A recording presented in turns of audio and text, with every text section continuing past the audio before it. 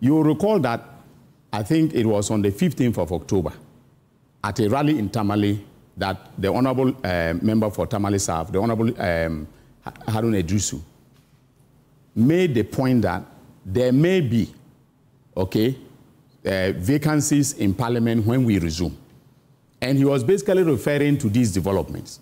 But he made these comments in Tamale regarding the occurrence of the vacancies. Then when we came back, we resumed in Parliament, he brought a notice of petition. Now, a notice of petition in Parliament is a notice to Mr. Speaker about, the intention or an expression of intention to bring a petition before Mr. Speaker. When that notice was brought to the attention of leadership, then the Honorable Atufosin said, look, in the circumstances, I have prepared a statement on this matter, and I'm invoking Order 93 of the standing orders to be able to make this statement. When he made the statement, something, at that point, the Honorable Afenyo Markin intimated to the House and to Mr. Speaker that he had filed a suit.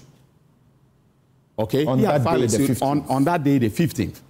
And the suit was against the Attorney General and then the Right Honorable Speaker. And that was a development that surprised a lot of us, especially we, the legal practitioners in the House. Because prior to Parliament taking any action, Afenyo Markin had already rushed to the court to issue a writ accompanied by a statement of case, saying that he was inviting the court to interpret Article 97.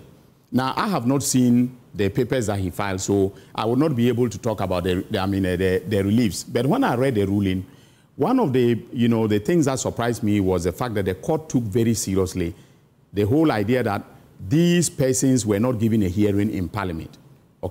Because in terms of parliamentary procedure and practice, right, when debate is ensuing, when Mr. Speaker invites comments, the members who are affected are at liberty to rise on their feet and say something in their defense.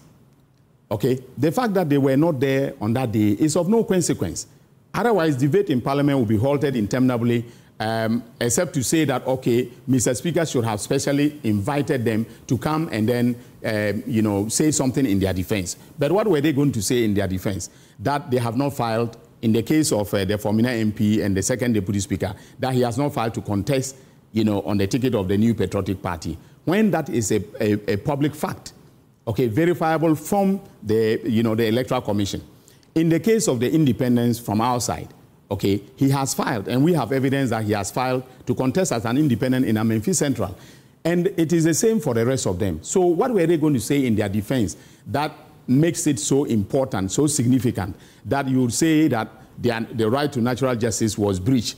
And in the circumstances, the Speaker, was wrong.